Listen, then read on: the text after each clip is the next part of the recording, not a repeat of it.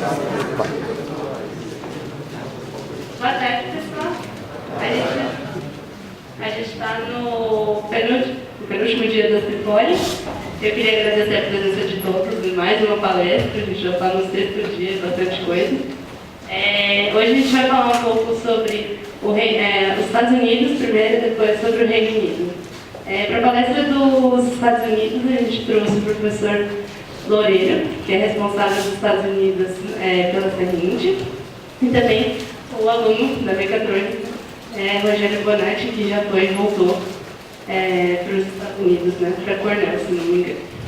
E depois a gente vai trazer também o professor do Reino Unido, o professor Gustavo Assi, que também é coordenador da CENIND, no quesito Reino Unido. Então, eu gostaria de agradecer a presença de novo de todos, inclusive dos professores. E eu queria também aproveitar e chamar vocês para a próxima palestra, que vai ser amanhã.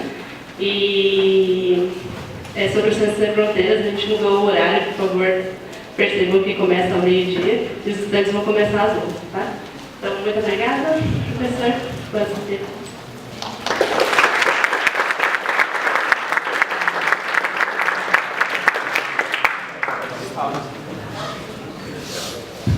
Obrigado.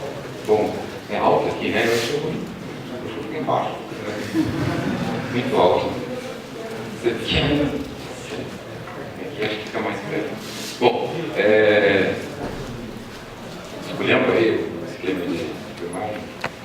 Ele vai ter que ir atrás de mim, por ficar atrás. Bom, quero agradecer o convite. Acho que é a segunda vez que eu tenho a oportunidade de fazer alguma coisa como essa.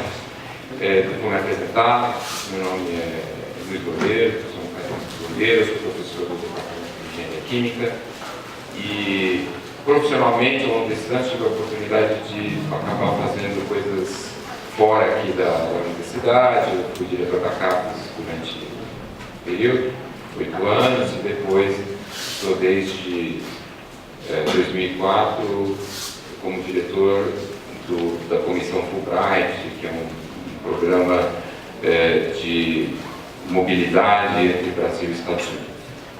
Mas, com isso, bom, já lá, tudo junto, se vão 18, 19 anos lidando com vários aspectos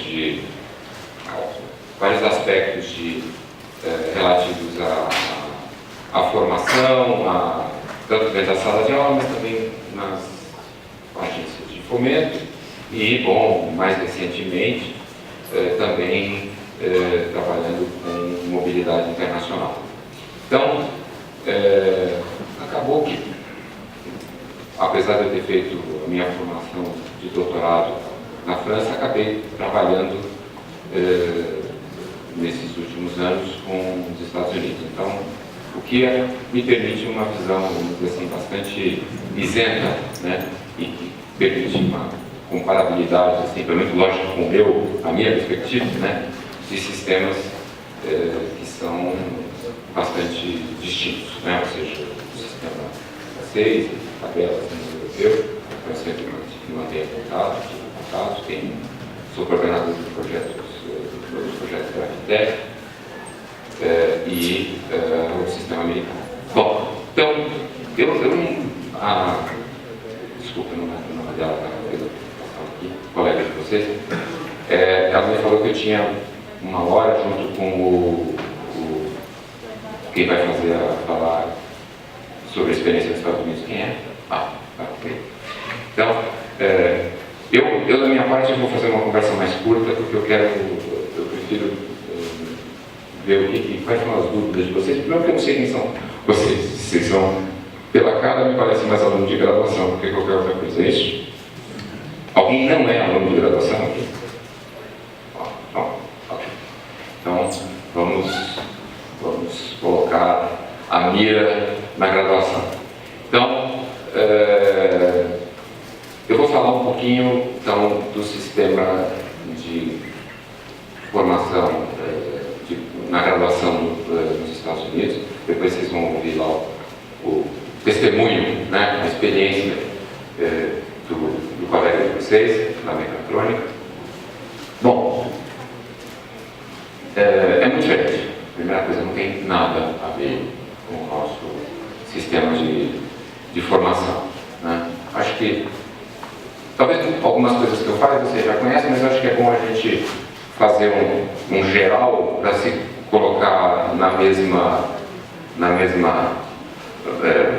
referência, né? E a partir daí a gente poder discutir coisas interessantes.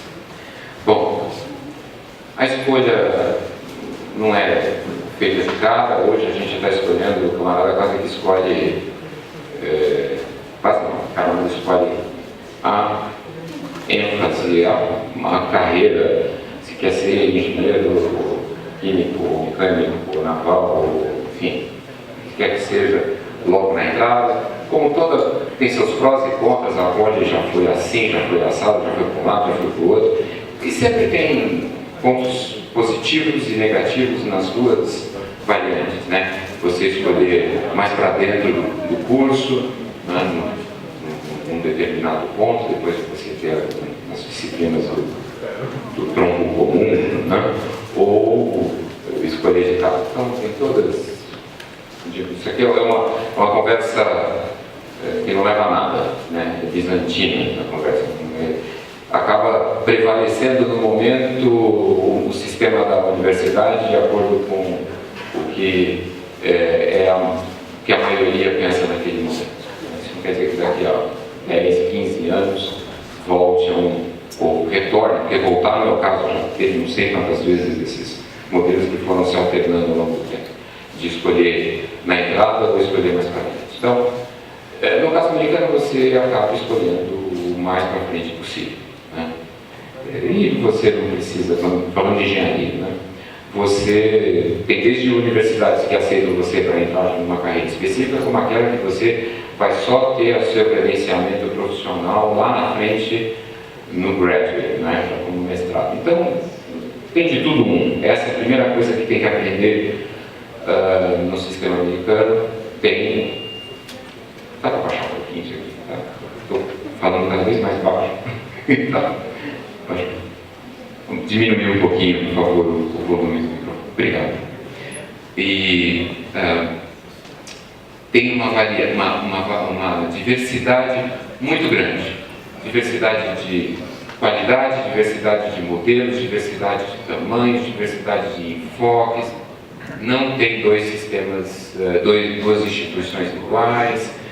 É extremamente variado. Essa é a primeira grande, vamos dizer, primeiro ponto a se entender bem para poder evoluir numa análise do que é o sistema de ensino superior americano. Bom, dito isso, né, existe uma grande diferença que é na relação, ou na metodologia ensino-aprendizagem, né? Enquanto nós continuamos ainda no modelo muito escolar, um monte de aula, um monte de disciplinas, né? Um currículo muito fechado, onde vocês são mais reativos do que proativos, né? Onde vocês acabam sempre fazendo um monte de lista de exercício compulsivamente, perdendo muitas vezes completamente o senso da realidade, né? Eu dei prova um dia, até um IBGE aqui. Alguém fez o 1 comigo? Não. Tinha uma tabela de dissolução e tinha lá uma tabela e tinha unidade. E era um outro professor que tinha dado aquela questão, que eu estava ali, e aí perguntaram, eu acho que essa unidade, um aluno falou, eu acho que essa unidade está errada. Analise. Aí eles foram fazendo, não, acho que está certo. Foram seguindo, aí lá pelas tantas, e isso não é privilégio dos colegas de vocês da engenharia, tá? Eu fui olhar a questão, aí tinha lá a tabela de dissolução e falava as proporções, tinha uma coisa do negócio que tinha assim, 30 mil, um dos números, e aí a questão era grama por litro ou miligrama por litro. Eu falei, gente, não precisa saber nada para saber que enfiar 30 quilos em 1 litro não dá. Certo? Eu falei, imagina meia saca de cimento numa leiteira. Você vai conseguir enfiar? Não vai. Mas vocês perdem esse senso de tanta lista de exercício, de tanto trabalho que vocês acabam tendo que fazer, vocês ficam fazendo aqueles exercícios, dando resposta com temperatura com 5 casas depois da vírgula. Então, preciosidades, vocês perdem o senso da realidade. Isso é uma culpa nossa, é só nossa, de mais ninguém, nós professores. O que lá é diferente? É diferente, mas assim, que a responsabilidade, grande parte da responsabilidade do aprendizado fica com o aluno. Tá? Ninguém vai para uma sala de aula sem ter estudado o conteúdo que vai ser ministrado e não esperar ser iluminado pelo professor durante aqueles 45, 50 minutos, que é o que acaba acontecendo no nosso sistema. Tá? Então, essa é uma diferença, assim, eu diria, talvez a mais importante do aspecto da metodologia ensino-aprendizagem. A gente acaba tendo um modelo onde vocês são mais reativos do que proativos, lá acaba se tentando desenvolver um ambiente, criar um ambiente onde o estudante seja mais aluno, né? Ou melhor, o aluno seja mais estudante, esteja aprendendo alguma coisa, mas por iniciativa própria, tomando coisas. Eu acho que a gente começa a fazer aqui na Folha alguns movimentos que, talvez, ao cabo de alguns anos, a gente possa mudar as coisas. A gente não pode encarar essa história, que tem tanta história, como uma corrida de obstáculos, que é o que parece para a maioria de vocês. Né? Que era para mim, do meu tempo assim, eu acho que não é uma pena. Então, acho que tem alguma evolução, mas toma tempo, porque é uma estrutura muito antiga, muito consolidada. Nos Estados Unidos, como eu disse, é diferente, o camarada reage, ele trabalha, apesar de ter muito menos aula, ele acaba trabalhando muito mais, porque ele tem que deliver, ele tem que entregar uma série de coisas que está sendo solicitada a ele, e ele tem que se virar para fazer isso. Né? Então, muda o enfoque. Né? É uma coisa onde a responsabilidade não vai tomada. Bom, não vou entrar no juízo de valores, é diferente. Né? E cria profissionais diferentes, esse aqui. Uma outra coisa que eu acho que é um aspecto importante, as instituições se veem sobretudo como instituições que buscam desenvolver, sobretudo as melhores, que são as comparáveis com o que a USP hoje, instituições que se dedicam muito a desenvolver uma relação de maior proximidade com o aluno e seja uma relação para a vida. Isso é uma coisa que é cultural, né? Vocês devem já ter visto aí, né? Quem já teve experiência fora, certamente muitos de vocês já tiveram, essa coisa dos alumni, a história da universidade de ser a alma mater, o cara carrega aquilo para o resto da vida, como um colega de vocês que veio com um sweatshirt de Cornell, e ele sempre vai dizer que ele é um ex-aluno de Cornell. E ele tem orgulho de dizer isso, como aquele que está ali, como da Politécnica também tem. Só que quando sai daqui acaba. Esse é o nosso problema, essa é a diferença. Né? A gente não tem esse sentido de dívida. Né? Não é porque é de graça, né? De graça, porque você conta através dos impostos. Né? E todo mundo, não só vocês, todo mundo. Mas a gente acaba tendo essa percepção equivocada de não ser devedor. E é bastante.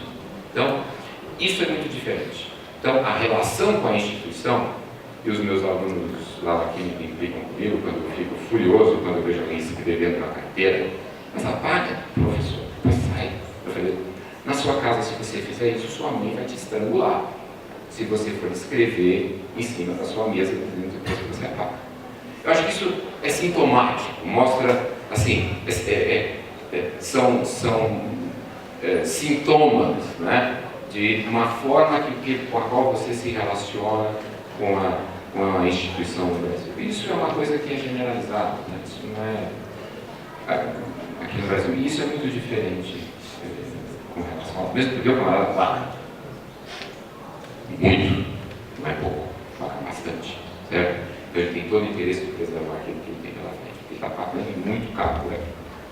Então, muitos comprando empréstimos. Então, esse tipo esse modelo constrói uma relação completamente diferente, né, das instituições. Bom, passando para o mais concreto, né, você tem instituições que têm boas infraestruturas, né? Outras que não são tão boas, então, que ficam muito aquém daquilo que elas podem oferecer. Como eu disse, diversidade, a diversidade é muito grande. Mas é o que é interessante observar que essa diversidade acaba acontecendo dentro das próprias universidades. Às vezes você tem uma universidade que tem um departamento bom e outro departamento, uma outra área que não é o resultado. Então, essa é uma grande diferença, né? Aqui a gente acaba tendo uma percepção do que é. Ah, você quer estudar nos Estados Unidos? Onde é que você quer estudar? Eu quero ir para Caltech. Você e mais 100 mil chineses, 20 mil coreanos e 50 mil indianos. Não, mas eu faço USP. What? Entendeu? Tá. Né? Então, e não existe só Caltech. Caltech é excelente. Quem quer? Todo mundo quer, claro. Todos os centros que eu mencionei que querem. Só que existem muitas outras instituições que também são bastante boas e que vale a pena você investir tempo e dinheiro e poder frequentá-las. Certo? A gente acaba aqui meio preso, né, a certos estereótipos, né, de Harvard, MIT, Stanford, Caltech, né, que não é verdade. Né? Eu levei há uns tempos atrás, uns meses atrás, um dos professores brasileiros, pró-reitor, para Case Western University. Alguém já ouviu falar da Case Western? Não, ninguém ouviu falar da Case Western. Você sobe a escadaria da Case Western, quando você sobe para o Provost Office, que é o tipo pró-reitor administrativo, aí você tem lá no fundo da galeria, vocês têm os 32 prêmios Nobel que foram e são professores da Case Western. Ninguém sabia. Aí os camaradas que foram chutando o chão porque não queriam, o que é isso, não sei o que, voltaram e falaram assim. Então, cuidado. Primeira coisa, é um sistema tão grande e tão variado que não é porque alguém não conhece que não presta. E não é porque alguém conhece que presta. Se informe, hoje está fácil de se informar, certo? Muito fácil de se informar, se você for seletivo, né? E tiver a cabeça para analisar. Desconfie de qualquer pressuposto de que porque isso é bom ou porque aquilo é ruim. Olhe, veja, cheque. As coisas mudam, são extremamente dinâmicas. E essa é outra característica do sistema. Professores que ficam muito tempo no mesmo lugar são extremamente movidos. Certo? Nós, como temos uma estrutura que as melhores universidades são públicas, que são quase repartições públicas, onde você sabe que daqui a 30 anos você vai voltar e você vai encontrar o goleiro lá, certo? Porque ele está amarrado ali, porque a mobilidade é extremamente complicada, isso não existe. Então, acaba sendo um motivador para as pessoas mudarem, porque elas têm melhores oportunidades, então elas vão procurando outras alternativas. Então, é um sistema muito diferente. Tá? Veja, em nenhum momento aqui eu estou fazendo juízo de valor, tá? Estou dizendo é melhor ou pior, estou dizendo é muito diferente. É muito diferente. Tem vantagens e desvantagens, como tudo. Tá? Então, se deem conta disso. Vocês têm um sistema extremamente diverso, variado em qualidade, tamanho, tudo que vocês possam imaginar. Tá? E que é voltado, como ele tem essa característica de mesmo que as instituições serem pagas, e muito bem pagas, tá? Você confia no teu dinheiro. Você vai, você consegue um empréstimo, você vai ter uma dívida quando você se forma de $80 mil. Né?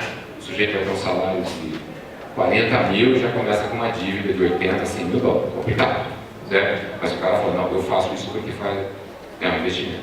Isso muda completamente a relação. A relação do estudante com a instituição, da instituição com o estudante e com a sociedade. É completamente diferente. É outro contexto. Insisto, eu digo que é melhor nem pior. É diferente, é desse jeito. Tá? Cada um escolhe o que acha que é mais interessante para você. Assim, tá?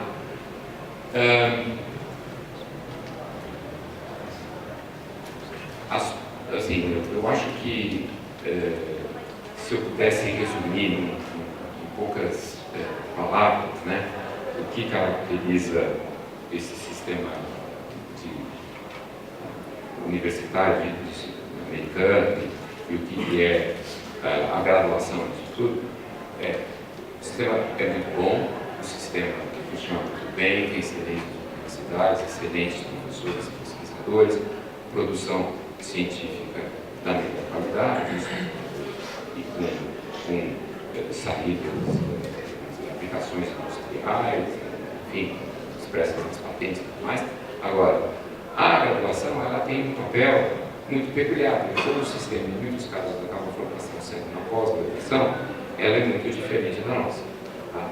Então, é algo que também sempre dá uma certa dificuldade na hora de encaixar quem vai fazer um programa de intercâmbio nos Estados Unidos para fazer as eventuais equivalências se tem esse interesse. Sem contar a dificuldade natural que as pessoas têm aqui, que é praticamente no tempo, de entender que não é o número de créditos de aula que conta na equivalência, que você tem que analisar, na realidade, o conteúdo que foi aprendido, né, assim, então,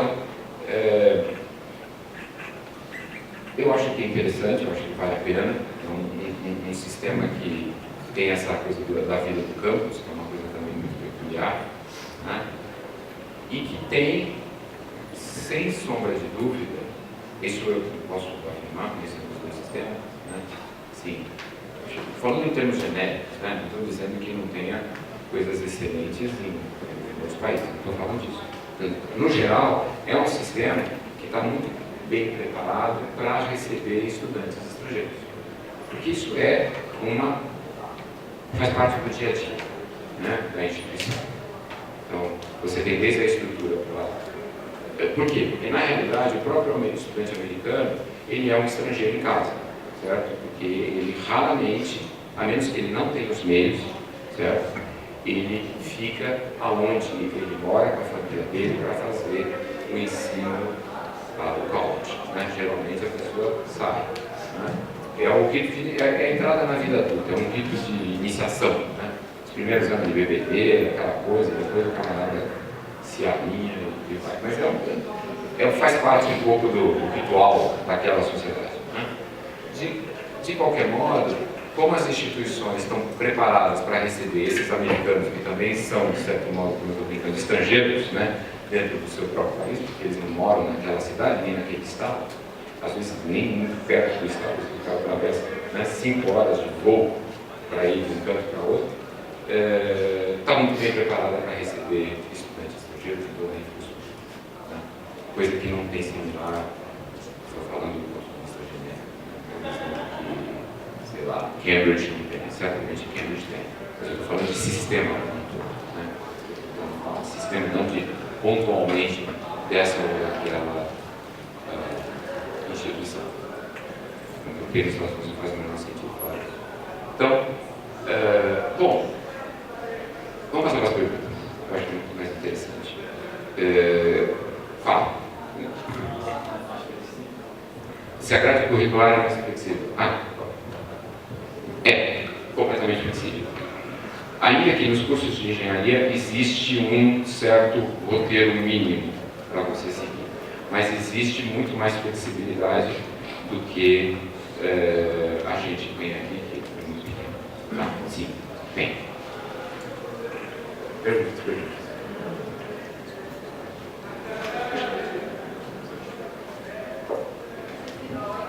Não tem que gravar.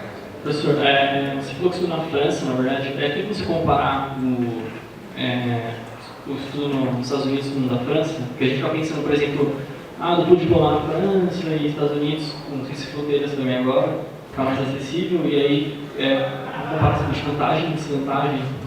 É muito difícil, né? Esse tipo de comparação. É extremamente arriscado. Assim, do que da minha ironia não tem nada a ver com o fato de eu ter estudado na França, porque eu estudei na França, mas eu concluí meu doutorado em 1986, certo? Alguém nasceu, ninguém nasceu. Então, mudou muito, né?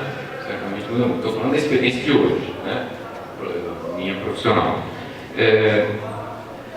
Veja, o duplo diploma, acho que ele é interessante. Vou falar algumas coisas aqui, não sei se é meu aquela coisa toda, mas enfim, como acontece.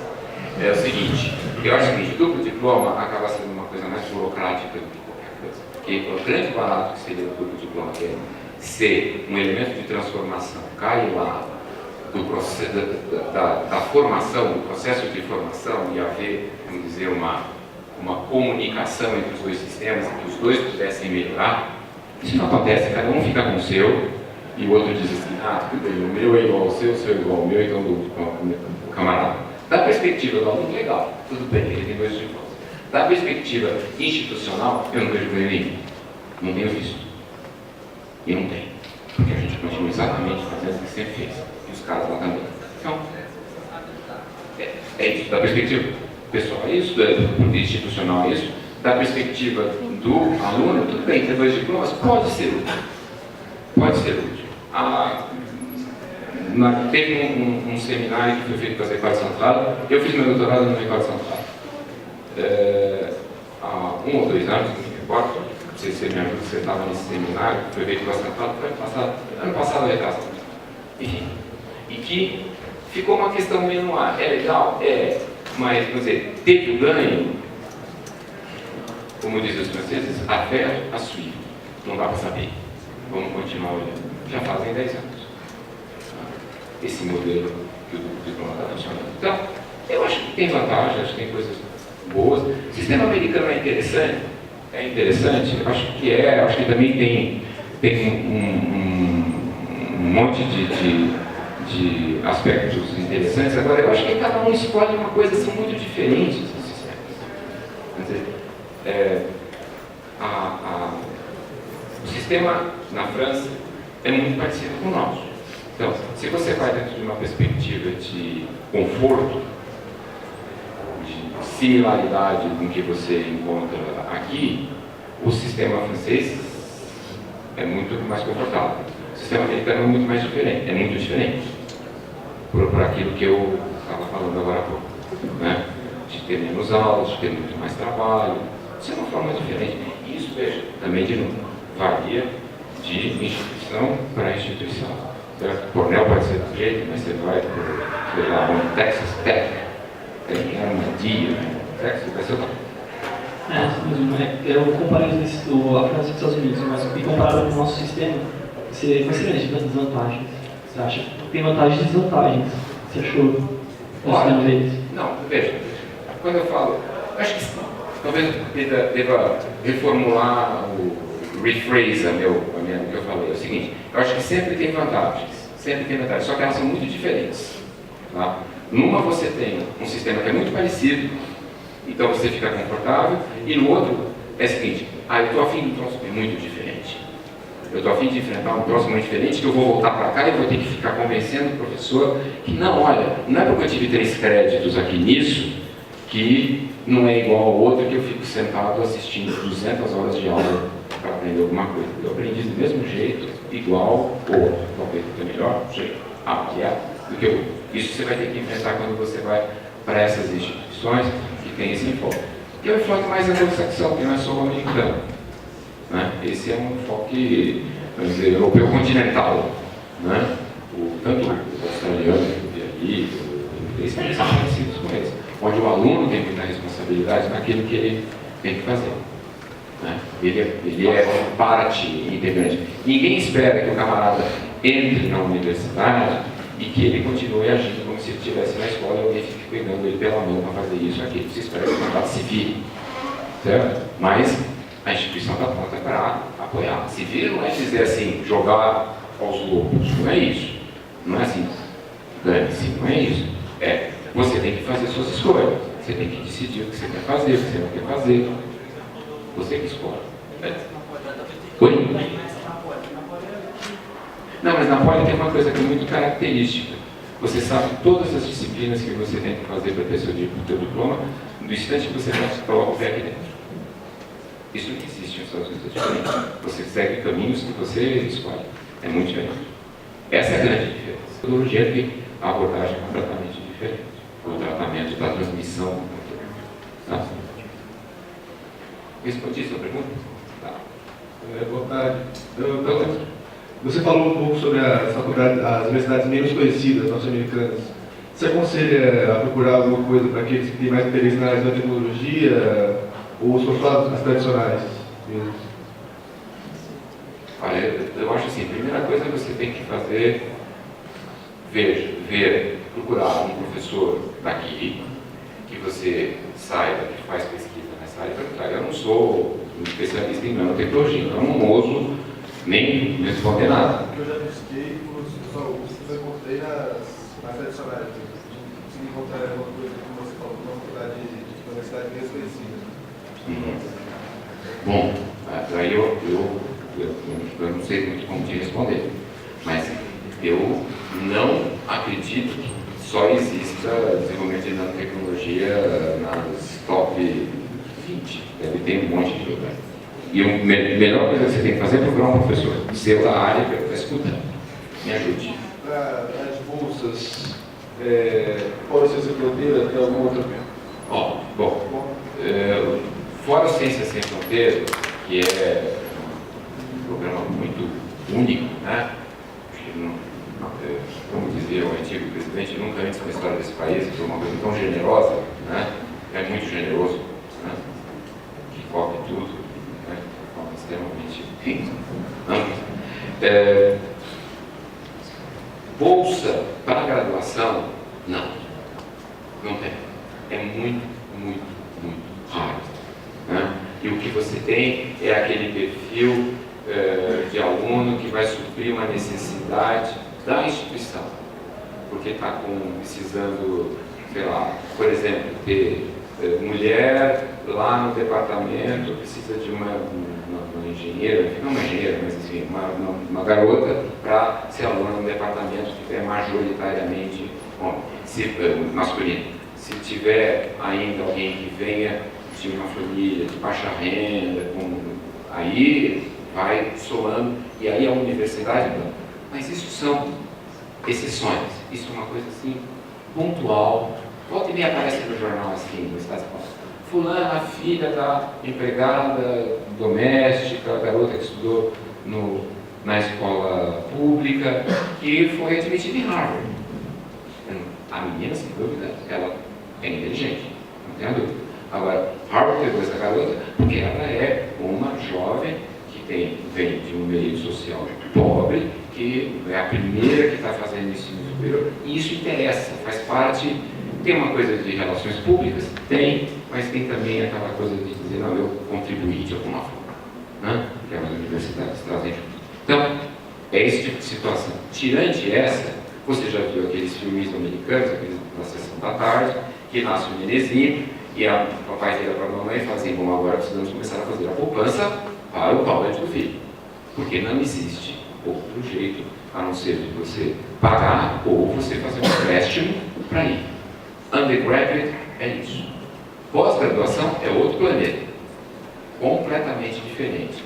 Como ele é financiado por pesquisa, por verbas que vêm do setor privado, que vêm da empresa, que vêm de governos, aí o estudante ele acaba tendo mais possibilidades de conseguir financiamento, porque ele vai trabalhar dentro de uma pesquisa que está sendo financiada por alguém. Tá? Esse é outro planeta. Mas, em graduação, as chances são muito pequenas. Praticamente não existem, e é dentro desse perfil que a gente chama de diversidade. Tá? Ok? Complementar a frase do Rafael sobre bolsas, a gente teve uma palestra na semana passada sobre bolsas, e o professor Possani, que é diretor da atual clínica Brede, que é a Ferrinde da USP inteira, ele falou que existem aquelas bolsas USP, que elas servem também para o pessoal da Poli, que talvez possam ir para os Estados Unidos, só que elas ainda estão sendo reavaliadas. Então, até ano passado eu tinha certeza, a partir desse ano que mudou o reitor e tudo mais, elas ainda estão passando por um processo de avaliação. Tá bom? E elas sempre estão em cima de um convênio onde você tem o que a gente chama de tuition waiver, ou seja, você tem uma bolsa para sua manutenção, mas você não vai ter que pagar as anuidades para a universidade. E é mobilidade, né? Não é formação completa. Eu queria saber, exatamente o que você falou, né? Tem esses convênios. Por exemplo, eu não posso me candidatar a fazer um intercâmbio por fora como sendo aluno da Poli, correto? Por exemplo, depende da instituição vir lá para aceitar. E a maioria delas só aceitam instituições conveniadas com a universidade no exterior. Você sabe quais que eu posso fazer isso? Bom, se você tem uma relação lá na CR20, quais são as instituições do mundo inteiro que são conveniadas com a Poli, a USP, e que dão essa possibilidade para você. Né? Que o fato de existir um convênio que ajuda que você não vai ser um estranho chegando, batendo na porta daquela instituição. Então, não, fulano está vindo dentro, né, sob os auspícios de um convênio que existe entre a nossa instituição e a Universidade de São Paulo, etc, que contempla, por exemplo, algum tipo de benefício, sei lá, o cara te dá o seguro-saúde, ou você não tem que pagar as taxas do tipo, mas agora a relação de quais são e em que pé que estão, isso é extremamente dinâmico. Agora, o grande problema dessas cooperações com os Estados Unidos é o seguinte: havia uma com a Universidade de Illinois e o Urbana-Champaign que funcionava mais ou menos. Só que é o seguinte, era uma adutora daqui para lá e um capilar de lá para cá. E causava um enorme desequilíbrio financeiro, porque essas pessoas iam e não pagavam. E o sujeito que vinha para cá e que continuava pagando, que compensava esse que estava indo, não existia. Esse convênio acabou. Não foi suspenso, uma coisa assim. Então, cooperar com uma universidade que cobra sempre é um grande problema. Por conta disso, por conta dessa dificuldade. Mesmo que a outra instituição tope não cobrar, mas ela topa nessas bases. Eu te mando 10 alunos, você recebe 10 meus, os meus 10 continuam pagando, que pagam pelos meus que estão vindo aqui. E você cuida dos meus aí, já que isso é de graça.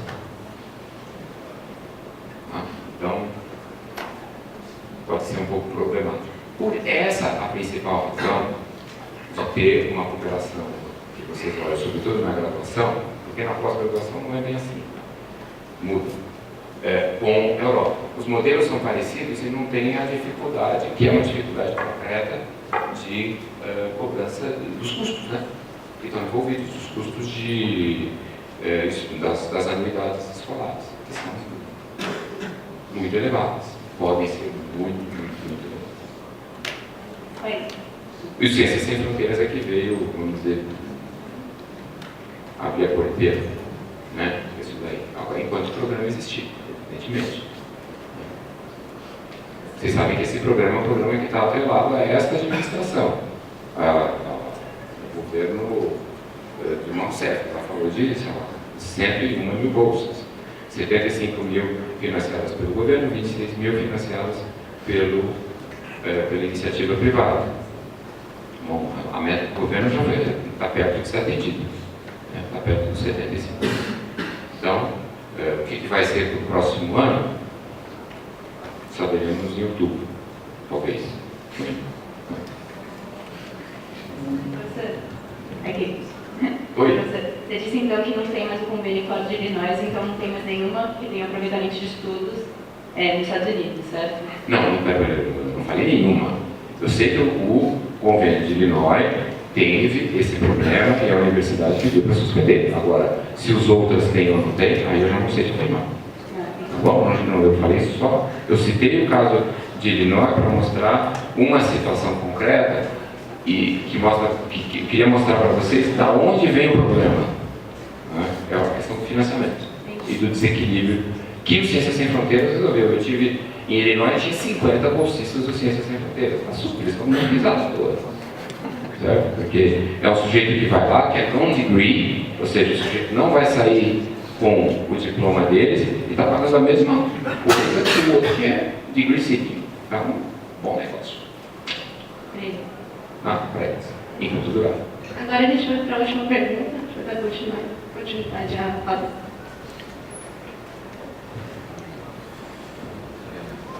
Muitos de nós talvez tenham ideia de que os Estados Unidos tem um ambiente empreendedor. Eu queria saber se isso é de fato verdade em todas as universidades ou se é restrito às mais, digamos, da Ivy League, etc. A Ivy League não tem espírito empreendedor. Não, desculpa. Não existe isso. Veja, Eu digo de bastante empresas absorvendo o conhecimento e fazendo dinheiro em cima disso. não, sobre o é ótimo. Eu acho legal ter um espaço para discutir esse assunto. Primeiro, a Ivy League, elas são... O que é uma universidade? Uma universidade forma gente. O produto dela é gente. Gente a mais qualificada possível. Certo? Por intermédio do quê? A pesquisa. A pesquisa é um instrumento, mas a missão da universidade, é formar pessoas as melhores possíveis. Tá? Que podem ser cientistas, podem ser empreendedores, podem ser, enfim, o que elas quiserem vir a ser. Então, tem que estar lá o ferramental para essas pessoas se desenvolverem e crescerem. É esse o objetivo da universidade. Tá? A universidade não é um instituto de pesquisa. Não é. Certo? É uma instituição de formação de gente. Bom, nisso entra o empreendedorismo. O empreendedorismo é tratado como uma disciplina onde, em certas áreas, um conjunto de disciplinas, onde em certas áreas que são de caráter, diria, mais tecnológico, ou mesmo administração, enfim, onde você tem existe mais possibilidade de a pessoa querer empreender, não tem os meios para isso acontecer. Mas se você olhar, o Zuckerman, a primeira coisa que ele fez foi ir embora, tá? Ele não acabou o curso, o Bill Gates foi embora, o Steve Jobs não concluiu o Stanford e assim vai. Porque eles eram tão empreendedores que saíram. Então, imaginar que a universidade vai ensinar o empreendedor, um camarada que tem essa veia lá, tem o DNA, não é assim. O empreendedorismo vem de um outro lugar que tem mais a ver com o papel do Estado, como é que ele se relaciona com o setor produtivo, como é que ele se relaciona com as universidades. Está muito mais ali. Os Estados Unidos acabam tendo, aparentemente, um ambiente de negócio mais propício, mais favorável. E outros países também têm isso, né? Onde as relações são mais descomplicadas, mais leves, mais baratas, menos onerosas, né? E que estimulam as pessoas a fazerem seus negócios e tocarem a sua vida. Mas não é a universidade. Na verdade, eu acho assim, talvez os Estados Unidos, junto com outros países, a Inglaterra, muito bem assim, onde, vamos dizer, o camarada que quer empreender, ele tem um ambiente mais favorável. Mas isso acho que tem menos a ver com a universidade, mais do jeito que o país funciona, né? Não é nem que é governado, não funciona. Isso não é coisa de governo, é uma coisa de política de Estado, né? Que a gente não é muito brilhante nisso, infelizmente. Tá bom? Muito obrigada, Marcos. Bom, posso me despedir? Não, para terminar, não tem nada brilhante para falar assim, bem engraçado. Mas eu acho muito, assim, fico muito contente de ver esse interesse tão grande. Não acho que vocês, talvez muitos de vocês estejam aqui por conta dessa porteira que se abriu com Ciência Sem Porteira, ou Sem Fronteira, mas essa porteira não vai ficar aberta para sempre, vocês têm certeza disso. Não vai ser assim para sempre. Mas mesmo que diminua muito, vocês vão ser sempre muito competitivos. Porque vocês estão aqui, certo? Vocês estão numa das melhores universidades, numa das melhores escolas de engenharia. Então, em qualquer processo seletivo, vocês são muito competitivos. Inclusive com os chineses, com os coreanos, que eu estava brincando aqui no começo da nossa conversa. Tá? Então, não se achem menos, porque vocês não são menos. Vocês também não são a coisa mais maravilhosa do mundo, não. Vocês não são. Mas não se achem menos. Vocês entraram na melhor universidade do Brasil, isso significa alguma coisa, as pessoas sabem disso. né? Vem nas escolas de vocês, e fazer essa experiência, ter uma oportunidade de viver, passar algum tempo, fazer uma parte da sua formação fora da sua instituição, né? E, se for possível no exterior, é muito importante. Dá uma maturidade que você, muitas vezes, você passa 5 anos aqui e não consegue, né? Então, eu acho que é algo que vale a pena investir com ciência sem fronteiras ou com ciência sem fronteiras. Tá? Acho que sempre faz muito sentido. É algo que vale a pena batalhar, acrescenta na formação de vocês profissionalmente e pessoalmente. Então, meus parabéns por vocês estarem aqui, espero que vocês consigam o que vocês estão estudando, tá? E se a gente puder, seja com ajuda, seja lá na Poli, mas tem gente professor, em outros lugares, eu estou com a sua. Tá bom? Sucesso para vocês.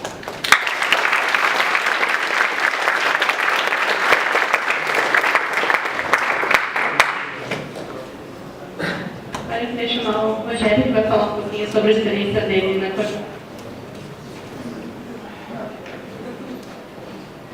Oi, todo mundo me ouvindo?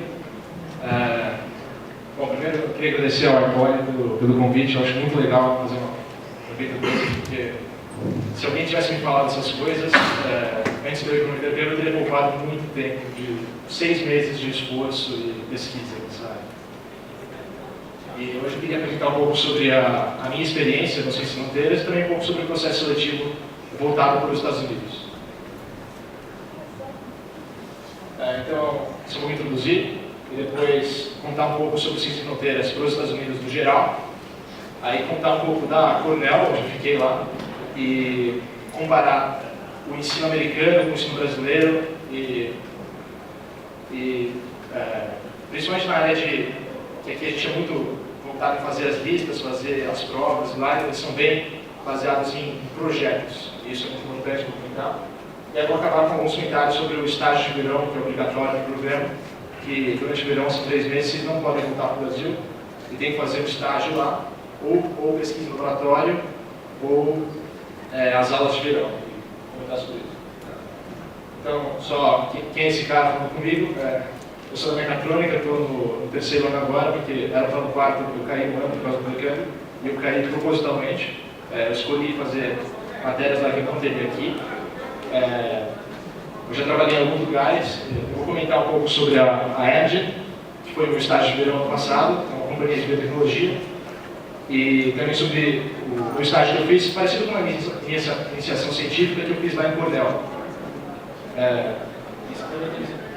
Informações de contato ali, se vocês quiserem entrar em contato comigo depois, por mensagem ou por e-mail. Agora falando um pouco sobre o programa do Ciências Fronteiras para os Estados Unidos.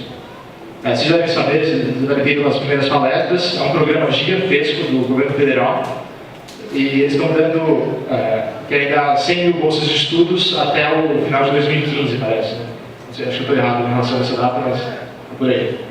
E para os Estados Unidos especificamente é fantástico, eles pagam a tuition fee, que é a taxa da universidade, que é caríssima, chega a $60 mil por ano nessas universidades, as Ivy League, Stanford, Berkeley. Paga o seu alojamento lá, as refeições, a passagem aérea, até dinheiro para material didático, laptop, e também te dá uma bolsa que você pode usar para a vida, né? Vai até na balada com esse dinheiro, porque todo o resto já está coberto. E isso é fantástico, assim, você não tem que se preocupar com o dinheiro, eles cobrem tudo. Se vocês quiserem interromper durante a apresentação para fazer uma pergunta, fique à vontade. Mas como é que eu vou para lá? Isso é uma área que está bem nebulosa aqui, era nebulosa para mim, eu tive que pesquisar muito para saber como é que eu vou, como é que me inscrevo nesse programa. E é relativamente simples, mas é pouca gente que vem e fala para vocês o que você tem que fazer. Bom, a primeira coisa é o Enem. Não sei se vocês têm um Enem novo, mas se vocês quiserem se inscrever, vocês têm que ter, é obrigatório. E mais de, acho que vai de 0 a 1000 pontos, 1000 sendo melhor, vocês têm que ter no mínimo 600. Para quem passou na USP, acho que não é muita coisa. Aí, outra coisa é o TOEFL, aquele exame de inglês para estrangeiros. E vai de 0 a 120, 120 é o melhor. E eu vou ser bem sincero com vocês, se vocês quiserem pegar uma universidade muito boa lá, tipo as 20 melhores, as 30 melhores, vocês têm que ter um TOEFL acima de 100, de 120. O que, se vocês estudarem, dá para conseguir, não é nada de outro mundo. Então, só funciona, eles só aceitam o TOEFL ou outros certificados, por exemplo, o de Cambridge, eles também aceitam? Não, os Cambridge não. Parece que eles... Deixa eu falar disso, isso quem sabe sou eu, velho. Não, porque quem cuida dessa parte TOEFL. De preferência o IBT. Se você quer ser competitivo, é o Internet Based. Tem o ITB, que é de graça, que a CAPES comprou, distribui, que você faz gratuitamente, tudo bem, legal, acho que ajuda. Agora, se você está querendo alguma coisa competitiva, é o IBT, e ponto final, e quanto mais, melhor. Mínimo 100.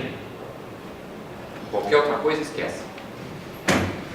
IELTS, esquece. TOEFL. O TOEFL só falar um pouquinho mais, eu dizendo que você vai num centro, você escreve na internet, vai num centro que aplica a prova, tem alguns em São Paulo, tem várias cidades pelo Brasil, e é uma prova que dura uma manhã inteira, mas se você se prepara bem para essa prova, você vai bem. Tem cursos na cultura inglesa, eu sei que tem outros lugares por São Paulo. Ou se você já conhece inglês desde pequeno, você já tem uma facilidade, mas eu recomendo fazer uns simulados antes de fazer a prova de verdade. Tá? E aí, a primeira coisa que você tem que fazer, depois de já ter o Enem e o TOEFL, é se inscrever no site do Ciências Sem Fronteiras. O que eu vou falar aqui talvez esteja desatualizado, porque é no meu edital, faz 1 ano e meio.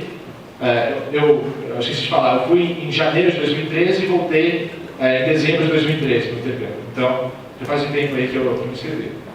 Mas o que a gente tinha que fazer? A primeira coisa era, então, inscrição no site do Ciência, e depois eles mandavam várias instruções. A gente tinha que preencher depois o site do Global Application, então, é onde todos os alunos a maioria dos alunos que querem se inscrever para universidades americanas, os americanos preenchem esse site, e você também vai preencher. Então tem redações lá em inglês, em português, eu lembro alguns dos temas, era o que você vai aprender lá, que você vai contribuir depois para ajudar o país, ou o que você quer aprender lá, coisas desse tipo. São redações bem tranquilas, mas eu sugiro que vocês caprichem nelas, porque elas são vistas pelas universidades e são elas, junto com o TOEFL, que vão definir para onde você vai. E as universidades americanas, elas veem muito o perfil do candidato. Não é só a nota do TOEFL, não é só uma prova que vai te definir. As suas ideias e o seu perfil. E tem que bater o perfil da universidade no seu, para você aceitar.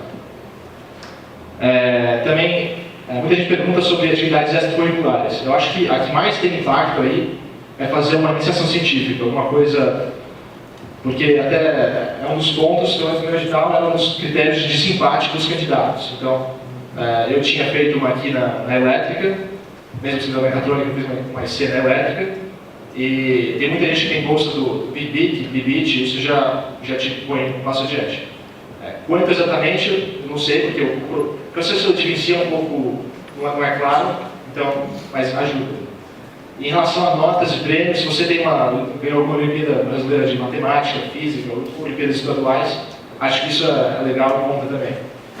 E sobre nota, eu acho que a média da Poli não conta tanto, porque eles estão comparando gente do Brasil inteiro. Então, se você usar a média, não é um critério justo comparar a nossa média com a média da, sei lá, a Universidade do Acre, entendeu? Não é uma coisa comparável. Está filmando. Mas, claro, ter uma nota boa ajuda, mas não é, eu acho que é o menor dos pontos. Falando um pouquinho sobre Cornell especificamente. Então, lá em dezembro de 2012, eu recebi a notícia que eu ia para Cornell, e por que eu aceitei? Bom, minha outra opção seria fazer o duplo diploma. Eu queria fazer na École Polytechnique, eu tinha notas muito boas, tenho notas muito boas, então essa era a minha primeira opção. Aí chegou lá em agosto de 2012, e eu estava no meio do segundo ano, um amigo meu falou, está abrindo o edital do Ciências Fronteiras, você quer se inscrever? Aí eu falei com o meu orientador de elétrica, ele falou, se inscreve, se vier uma faculdade ruim, é só desistir, se vier uma boa, melhor, você vai ter uma escolha entre duas universidades, você pode ou tentar a Polytechnique mais tarde ou ir nessa, então só tem a ganhar de se inscrever. E aí eu me inscrevi. Aí lá para dezembro chegou o resultado e eu tinha alguns dias para decidir se eu queria ou não ir para Cornell. Eu gosto bastante de dados, das minhas decisões. E o dado que eu usei para decidir para Cornell e não para Polytechnique foi os rankings mundiais. Então, Cornell aparece em 15º lugar nos rankings mundiais e, pelo que eu via, as universidades na Alemanha e na França não estavam tão boas assim. Estavam em posições comparáveis com a USP. Exceto a Polytechnique, que estava acho que em 60, quando eu fui, na época em que eu olhei o ranking. E por esse critério eu decidi ir para Cornell. Também teve outros. Por exemplo, eu queria aproveitar e fazer matérias que eu não teria na Poli, porque com duplo diploma você tem que fazer basicamente o que você faria aqui, você vai fazer no exterior. Eu queria fazer coisas diferentes, queria aproveitar e ver um sistema de ensino completamente diferente do que eu tinha aqui. Isso também contou bastante. E para falar um pouquinho mais sobre Cornell, uma das Ivy Leagues americanas. As Ivy Leagues elas são uma liga começou com esportes e elas são as faculdades mais tradicionais da costa leste americana. É uma faculdade que tem muito dinheiro e esse dinheiro vem, em primeiro lugar, então o dinheiro vem dos alunos, que eles pagam a tuition fee de $60 mil por ano, alojamento, a comida da universidade é muito dinheiro.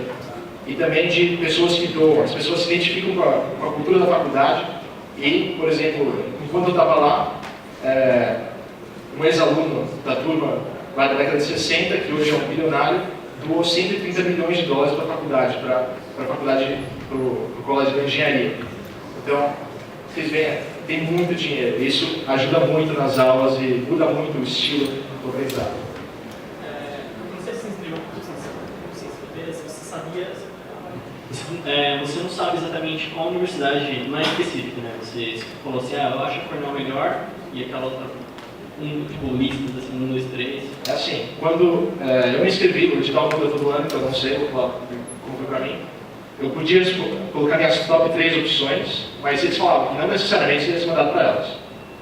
Eu não coloquei Cornell, eu tinha colocado acho que MIT, Harvard e Stanford. E não me mandaram para elas. Porque também elas não faziam parte do programa de Ciência e Fronteiras, eu não sabia disso. Mas valeu a tentativa. Mas teve muita gente que colocou Cornell e foi. Então, ajuda bastante. Você, pelo menos no meu edital tinha isso, né? Não sei como está agora, mas coloque a faculdade que você quer, né? E tenha certeza que ela está no edital. Que ela está no programa.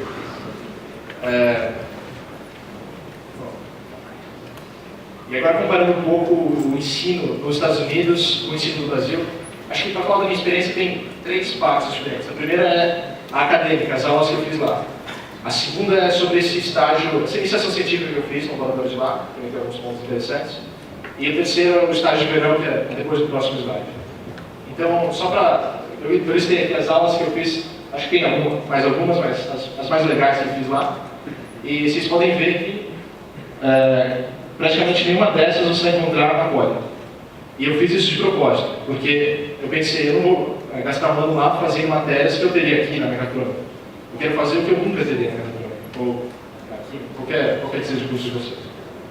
E aí, eu escolhi matérias dentro da engenharia, matérias bem difíceis até, mas diferentes do que eu veria no meu curso normal. Teve 2 perfis de alunos que eu vi lá no estava estudando em Cornell. Todos eram excelentes. Mas teve gente que foi para fazer festa, escolheu as matérias mais fáceis e o mínimo de matérias possíveis. E teve gente que foi para estudar sério. Eu fui um desses. E eu estudei muito. Ia dormir 3 da manhã, vários dias por semana. E me esforçava muito, mas valeu a pena. Eu vou mostrar depois por quê, a história do estágio e o que está acontecendo agora. Então, vocês podem ver a matéria, por exemplo, de Mechanical Synthesis, por exemplo. Essa é uma matéria que teve muito empreendedorismo ali no grupo do colega. Então, eu respeitosamente discordo um pouco do professor, porque nessa matéria a gente estudava os métodos de manufatura, tanto os antigos quanto os modernos, e os que vão e os que são do futuro. Então, o que era o projeto principal? Tinha outros projetos durante o curso, mas o principal era criar em grupos de 5 pessoas, criar uma empresa do zero, para no final do semestre você poder vender de verdade e comprar de você o produto real. Então você tinha que ir desde a parte do projeto, de qual foi o seu produto, as necessidades, depois ser a parte do design mesmo, 3D, e a gente imprimia em 3D esse produto e vendia, criava um site que podia realmente vender isso depois. Isso foi fantástico, você aprende todas as etapas de um processo de criação de produto, de uma empresa. E além de aprender sobre impressão 3D, que foi muito forte, a gente, não sei quem conhece sobre impressão 3D, mas o diretor da MakerBot, que é a impressora comercial mais famosa que tem, ele veio dar uma palestra para a gente de 1 hora sobre as técnicas de impressão, sobre como ele fundou a empresa. São coisas completamente diferentes do que você tem aqui. Essa aula de Synthetic Biology, por exemplo, também foi muito interessante, que a gente fazia circuitos biológicos, era da engenharia elétrica com a biologia. Então, a gente pegava... vocês sabem o que é um oscilador, por exemplo, uma corrente alternada, né? Você tem variando sinusoidalmente, a tensão variando sinusoidalmente, ou uma memória que fica 0 ou 1, e a gente fez isso com nível de proteínas dentro de células vivas, de bactérias. Então a gente via desde a parte da biologia por trás disso, até a parte matemática da simulação do MATLAB, de como ia se comportar o nível de proteína, e isso tudo é feito alterando o DNA das células, né? E até a parte do laboratório, a gente foi lá, pipetou, e eu fiz uma bactéria brilhar, oscilando o brilho. E isso foi completamente diferente do que eu veria no Brasil. Acho que são coisas assim que valem a pena nos Estados Unidos. Porque eles têm o dinheiro e a estrutura para oferecer um curso desses. Aula de... Pode falar?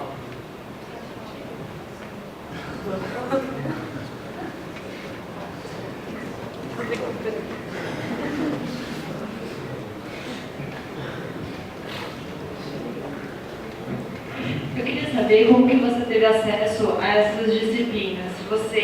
Quando você descobriu que você ia para Cornell, você entrou no site por conta e já viu quais que te interessavam? Ou eles mandaram uma lista com as disciplinas que você podia cursar? Como que você escolheu essas disciplinas?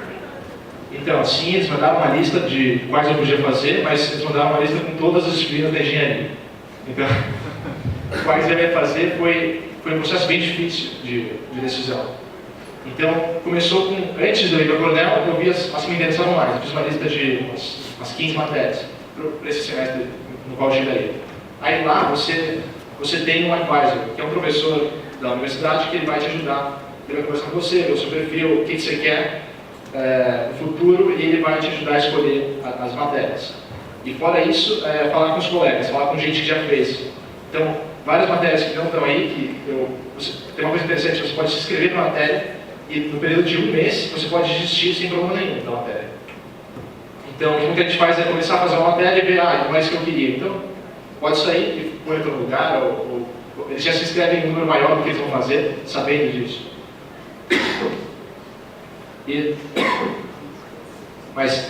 Então foi um misto de pesquisa, então proatividade, falar com o seu advisor e com outros colegas da engenharia.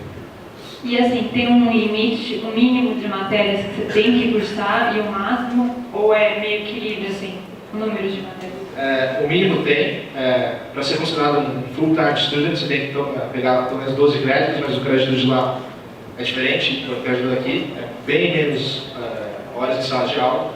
Então, os americanos, eles pegam uns 16, 17, 18 créditos por semestre. E por isso, aqui, quando eu comparei os alunos que pegavam o mínimo, os brasileiros pegavam 12. Mas teve muita gente que pegou, eu, por exemplo, peguei 17 e 18 nos 2 semestres que eu fiquei lá. Mas o máximo é quando você aguentar. Tem o meu advisor falou de um cara de Singapura que estava com 27 créditos. Eu acho maluco e doentio mesmo. Obrigada. Para os americanos, sim, é bem pouco. Então, como o professor falou, você escolhe a maioria das matérias que você quer. Por favor.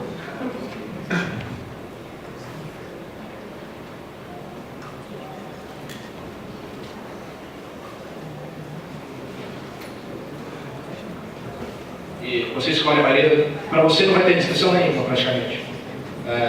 porque você vai estar intercâmbio. Mas os alunos de lá, eles têm uma ou duas matérias por semestre que eles são obrigatórios, o resto eles escolhem. Pode. Teve gente que fez matérias de música, de sociologia, história, o que você quiser. Essa rotina de estudo lá, aqui, você falou que é muito diferente, né? Por exemplo, os médicos fora, que a gente tem aqui.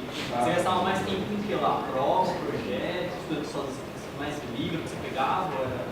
Então, a maioria do tempo era em projeto.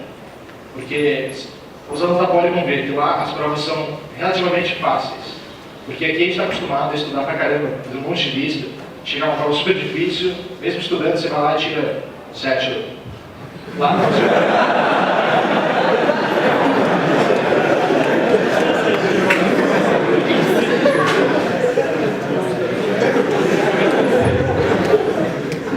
Mas lá, se você é um aluno excelente, você estuda, você vai tirar 10.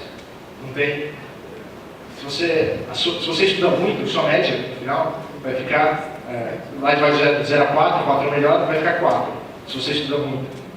E é diferente um pouco da Poli. Então, em relação às provas, era mais fácil, a preparação não era fácil, mas era mais tranquilo que na Poli.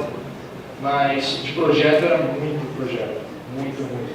Toda matéria tinha pelo menos um projeto no semestre, às vezes projetos ao mesmo tempo, da mesma matéria, e se gastava, olha, por exemplo, essa de web design, a gente tinha que fazer, aprendi a fazer sites, HTML, CSS, PHP, e tinha que fazer sites gigantescos. Tinha que achar um cliente na cidade de onde ficava a Colônia Olímpica, uma cidade pequena, tinha que achar um cliente para fazer um site de verdade que ele ia usar. Entendeu? E é muito trabalho, lidar com o cliente, isso te ensina muita coisa. Essa matéria de mecânica síntese, de criar empresa, gastava horas no design do produto, juntando todas as partes que cada um fazia. Então, a maioria do projeto. Posso só fazer uma pergunta? Aqui. É que você comentou, você estava fazendo a parte de engenharia. Tinha alguma restrição com fazer a parte do liberal arts? Porque ela é assim, separada. Então, formalmente, parece que no meu ano, em Cornell, eu tinha que pegar metade dos créditos em engenharia. Mas isso é bem tranquilo. E o resto podia ser matérias livres. Algo mais? Você estava falando da questão das provas, estou vendo aí, eu tinha essa impressão, por exemplo, eles têm uma estrutura bem melhor que as nossas universidades e tal, só que, vamos dizer que eles são mais voltados para a iniciativa, como o professor falou, né? Menor carga horária, as provas são vamos dizer, mais fáceis. Tem uma estrutura maior, você acaba participando de projetos e tal. Mas pode-se dizer que, por exemplo, em relação comparando com o método tradicional, na parte teórica, os alunos de lá são um pouco mais devasados na parte teórica? São. Tem as vantagens e desvantagens do sistema deles. Né? Então, o que eu sinto é que eles saem de lá como técnicos. Em técnica, eles saem melhores do que um aluno formado aqui, fazendo esse monte de lista.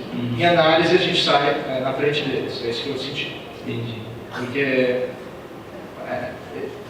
eles sabem tudo, eles sabem como fazer as coisas na engenharia, eles saem muito na frente. Eles têm todos os equipamentos lá. Então, se aqui a gente vê sobre impressão 3D só na teoria, lá eles têm 30 impressoras para usar para os alunos, literalmente. Então, essa é mais a diferença. É muito meio que bitolado mais na teoria e eles são mais dinâmicos, vamos dizer assim. Só. E, bom, aí falando um pouco sobre o projeto de pesquisa, acho que das aulas vocês tiveram uma ideia do que eu fiz. Da pesquisa que eu fiz lá, comparando a iniciação científica que eu consegui com a daqui, da Poli, por exemplo. Lá, o diferencial é o dinheiro que eles têm. Então, eu fiz por que você achou melhor ir para o intercâmbio no segundo ano? Bom, na verdade eu fui logo quando eu comecei o terceiro, eu fui em janeiro. Não foi no segundo. Acho que é até proibido disso, entre os 2 primeiros anos. Foi meio que eu quis me inscrever para ver para qual eu iria, porque se viesse uma ruim, eu poderia me inscrever mais vezes, né? Foi meio que por isso. E aí, como veio uma boa, aí eu falei, por que não? Foi meio que por isso. Eu não planejei, eu quero quando eu entrei aqui, eu não planejei. No terceiro ano que era americano, não foi assim. Eu me inscrevi, veio uma boa e e aí, então eu sou bem ciência científica. Acho que o diferencial é o dinheiro que eles têm lá. Então, é difícil conseguir uma iniciação, você tem que ir muito atrás das coisas. Depois de muitas tentativas, consegui falar com o professor, consegui esse estágio no laboratório e que no final até contar com o meu estágio obrigatório de engenharia da USP, isso é legal, consegui equivalência. Então, fazer uma pesquisa lá com o laboratório de máquinas inteligentes da engenharia mecânica relacionada à energia eólica. Então, a gente trabalhava num túnel de vento gigantesco, de 20 metros de comprimento, e a gente lidava com equipamentos caríssimos. Era um time de 3 alunos de graduação, lá chama undergrad, de graduação, e a gente lidava com um equipamento que só uma pontinha que media a velocidade do vento dentro do túnel de vento custava $5.000. E era só uma das coisas com as quais a gente lidava, e eu quebrei 2. Mas não tem problema, no dia seguinte, o professor, quebrei, professor, tudo bem, ele assinou um cheque, no dia seguinte chega por correio uma nova. É desse nível. E aqui, por exemplo, para conseguir alguns equipamentos de $100, 200, é um sofrimento. Então, é por isso que as pesquisas lá não vai para frente. E não sei se é assim na Europa, não tenho conhecimento. Mas foi muito legal. E até depois eu fiz o primeiro e o segundo semestre essa pesquisa. E até eu acabei de voltar esse fim de semana da Cornell, porque eu fui apresentar um trabalho, fui patrocinado pela FDTE, Fundação aqui do Brasil, para apresentar esse trabalho numa conferência de aeronáutica que aconteceu coincidentemente lá em Cornell também. Então, foi muito legal isso no currículo, ter um trabalho científico publicado. E agora, o último, acho que eu estou com o tempo aqui, mas é o último slide é sobre a atividade de verão. Vocês são obrigados a fazer uma atividade. Pode ser estágio, aula de verão, que é só uma aula no verão, em determinado lugar, ou uma pesquisa, uma SC no laboratório durante o verão. É muito difícil de conseguir estágio, eu vou avisar, mas não é impossível se você se esforça muito. As grandes dificuldades são não ter um GPA americano. GPA é o Grade Point Average, que é a média deles, e no primeiro semestre eu não tinha ainda o GPA, então eu fazia as minhas applications e eu não podia mostrar se eu era um bom ou um mau aluno, né? Então eles veem isso, esse cara não pôs a média no currículo, então deve ser uma média ruim. Isso eu trabalhava um pouco. Na minha área especificamente, acompanhou muito não ser um cidadão americano, porque eu queria coisa na área de aeronáutica, robótica, e é muito protegido pelo governo. Então as empresas nem olhavam para a minha application. Mas se vocês estão na área de química ou outras elétricas, não deve ser assim. E não tem um currículo no estilo americano. Isso durou um tempo, alguns meses, para você tem que ir no Career Center. Na verdade, oferece todo o suporte. Mas são algumas coisas que são dificuldades para conseguir estágio. Mas tem um portal que é feito pela CAPES, que é um portal na internet, onde as empresas que já conhecem o programa postam as oportunidades lá, e foi lá onde eu consegui o meu estágio no verão. E são empresas que já conhecem o programa, então é bem, não diria tranquilo, mas já é muito mais fácil de conseguir um estágio por esse portal. Não se preocupe.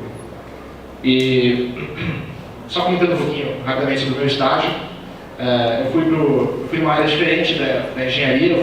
Trabalhei numa área de uma companhia de biotecnologia na Califórnia, e eu fiquei na área de finanças. E achei muito legal ter uma experiência diferente da engenharia que a gente conhece. Foi uma grande adição para o currículo e para mim como pessoa. E além de, os estágios são pagos, né? Então você volta para casa com alguns milhares de dólares aí no bolso. É sempre bom. Mas... acho que era basicamente isso que eu queria comentar. Sim, eles mudam de acordo com se o seu estágio é pago ou não. Você sempre vai ter dinheiro lá, não se preocupe. Mas se o seu estágio é pago, eles dão menos bolsa.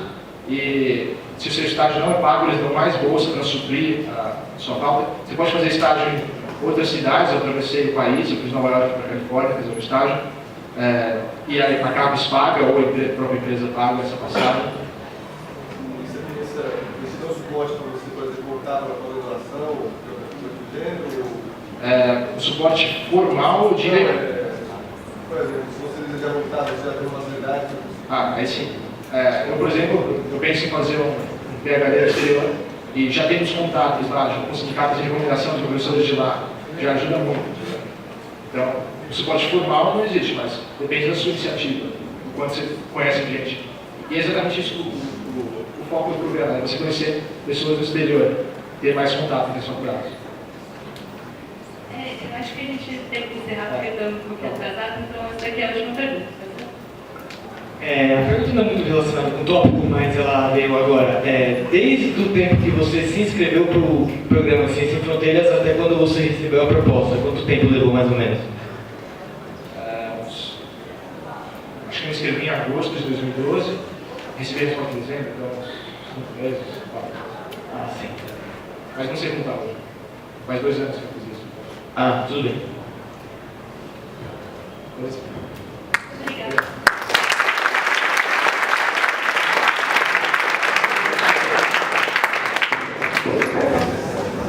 E agora a gente vai ter a palestra do professor Gustavo Vaz, que ele vai falar um pouco sobre os estudos no Reino Unido.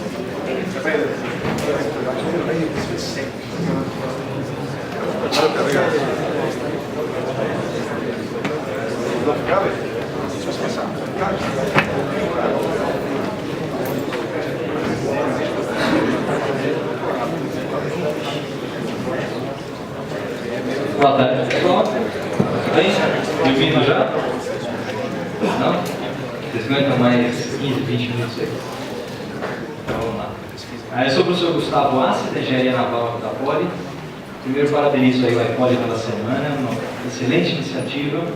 E que tenha mais dessas semanas aí todos os anos. É importante para a gente se internacionalizar dessa forma, né? Eu sou professor aqui da Poli há 5 anos. Desde que eu voltei do meu doutorado. Fiz graduação aqui em Engenharia Naval, fiz mestrado aqui na Poli, em Mecânica, fui fazer o doutorado na Inglaterra, no Imperial College, voltei e fui contratado como professor. A experiência que eu tenho no Reino Unido como aluno é uma experiência de pós-graduação, de doutorado, né? Nesse tempo eu tive muito contato com alunos de graduação, lá que eu acabava dando aulas lá também durante o meu doutorado. O que eu conheço de estrutura de curso é em contato com os alunos lá. Nunca fui aluno de graduação lá. Acabei de voltar de um pós-doc lá agora também, faz 10 meses que eu passei 6 meses por lá. Agora, nessa última vez em Oxford. Uma experiência muito boa. Deixa eu só perguntar, quem aqui gostaria, tem vontade de ir para o Reino Unido? Levanta a mão, só para saber. Muita gente, né? Muita gente mesmo. Desses que levantaram a mão, quais apenas gostariam de ir apenas para o Reino Unido, não para os Estados Unidos?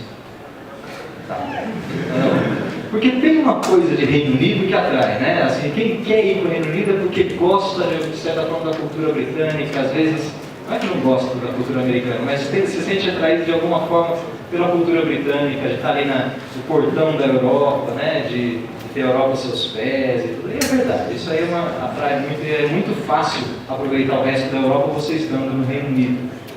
De fato é o portão da Europa mesmo. Deixa eu começar, eu quero fazer uma apresentação muito rápida e falar de forma geral sobre estudo no Reino Unido, sobre intercâmbio. Se vocês tiverem dúvidas a gente conversa depois. Reino Unido é isso aqui, para quem não conhece: Inglaterra, Escócia, País de Gales e Irlanda do Norte.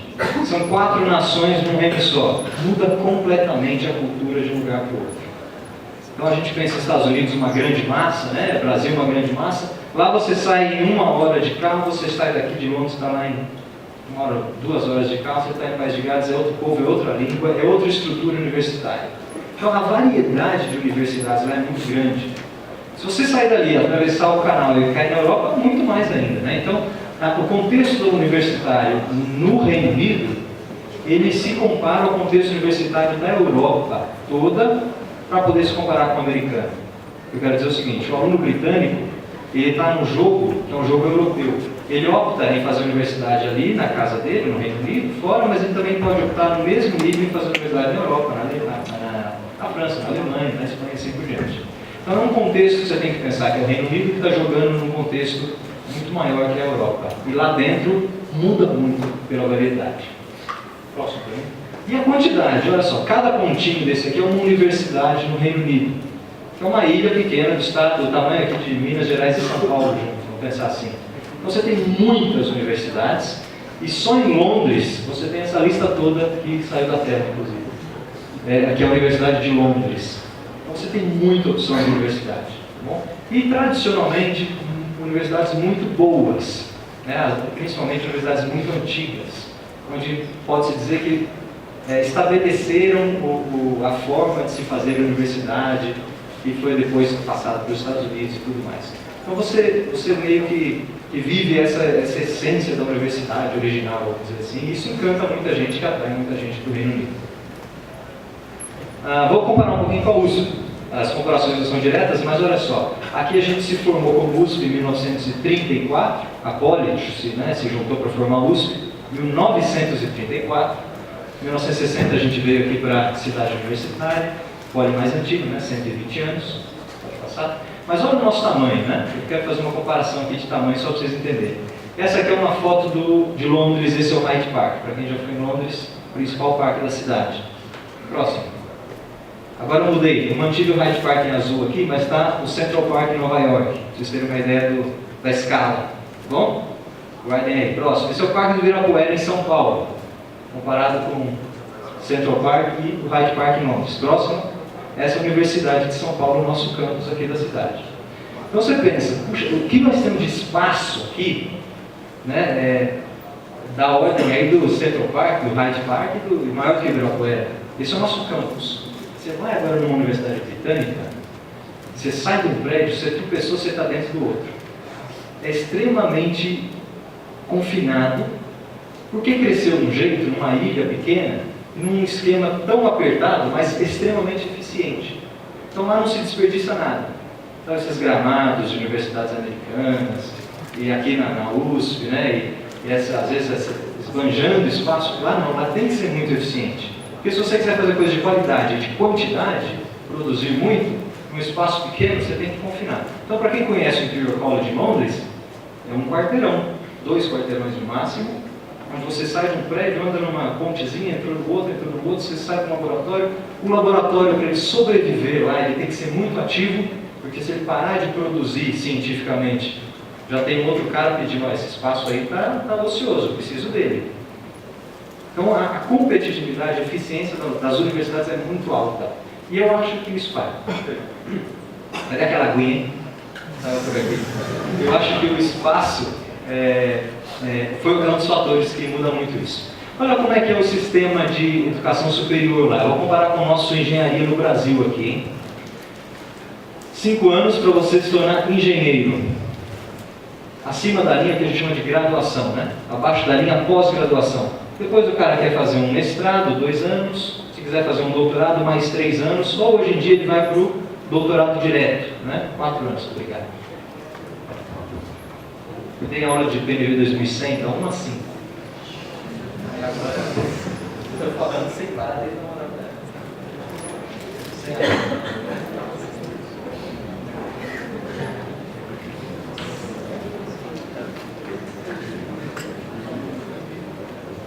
Então, olha só, esse é o modelo nosso, né? 5 anos para se tornar engenheiro. Como é que funciona lá no Reino Unido? 3 anos para o seu Bachelor of Science. Isso daqui é considerado graduação, 3 anos, mais um mestrado, que é o Masters dele, de 1 ano. Legal? Então isso aqui é a sua graduação, que nós consideramos no nível da nossa graduação de 5 anos da Poli, das engenharias no Brasil. Depois disso você pode fazer o doutorado. 3 anos de doutorado lá, imediatamente depois do Masters. Ou pular do Bachelor's para um Research Masters, que é muito raro e está sumindo. Esse Research Masters está desaparecendo. Legal? Cuidado, pessoal, quando você se apresenta lá no Reino Unido, você fala, eu sou um engenheiro, mas eu não tenho mestrado. Às vezes eles te entendem que você está aqui, ó. Quando na verdade você já terminou o que a gente chama de graduação no Brasil. Então, quando eles pedem Undergraduate Studies, é o que você está fazendo aqui e é o que eles fariam até aqui. Tá legal? Só para entender o paralelo aí. Nós entendemos, nós CRIT e nós daqui da Poli, que o nosso mestrado aqui é mais do que o que eles chamam de mestrado lá. Ok? Olha aqui, dados da CRIT, só para vocês entenderem a situação. 2001 a 2012, 1.349 politécnicos saindo para o mundo, em 23 países em programas de aproveitamento e 4 países em programas de diploma duplo. Legal? Próximo. Olha a curva. Aqui foi quando entrou Ciências Sem Fronteira. O país que a gente mais manda é a França, que é o azul, Itália, Alemanha, Espanha. Cadê o Reino Unido aí? O Reino Unido está dentro desse grupão aqui de cima. Está aqui. Que só mandou esse bloquinho e tradicionalmente vem mandando muito pouca gente. Politécnicos para o exterior. E programas de intercâmbio. Aproveitamento de crédito. Próximo. Pode pular. Próximo. Olha só. Olha só os nossos alunos que vão. 155 alunos já foram para a França, enquanto 12 foram para o Reino Unido. Legal? Próximo. Vindo para o Brasil. 566 alunos de graduação já vieram para a Poli, 2001 a 2012. 23 países, 3 países de diploma. Próximo. E olha só, onde é que está o Reino Unido de novo? Será que está aqui dentro? Vai na próxima, que a gente vai entender. Mais um. Nenhum aluno do Reino Unido que veio para o Brasil no programa de intercâmbio ou diploma duplo. O que está acontecendo? Qual que é o problema então? Onde é que estão os britânicos e por que nós não vamos para lá com tanta ansiedade quanto nós vamos para a França? É a eterna briga França-Reino Unido. Eu adoro mostrar isso aqui quando vem comitiva francesa, eu mostro. Quando vem comitiva inglesa, eu mostro também. Falo os franceses também. As taxas acadêmicas e o sistema de ensino tem sido um grande empecilho, né, Fernando? O professor Fernando, presidente da SAINT, está aqui. Ele depois tira dúvidas de vocês também. Não vai poder ignorar mais agora. Mas as universidades britânicas são caras, são pagas e bem pagas, né? Como as americanas, e elas não têm a tendência, tradicionalmente, de aliviar ou eliminar as taxas acadêmicas.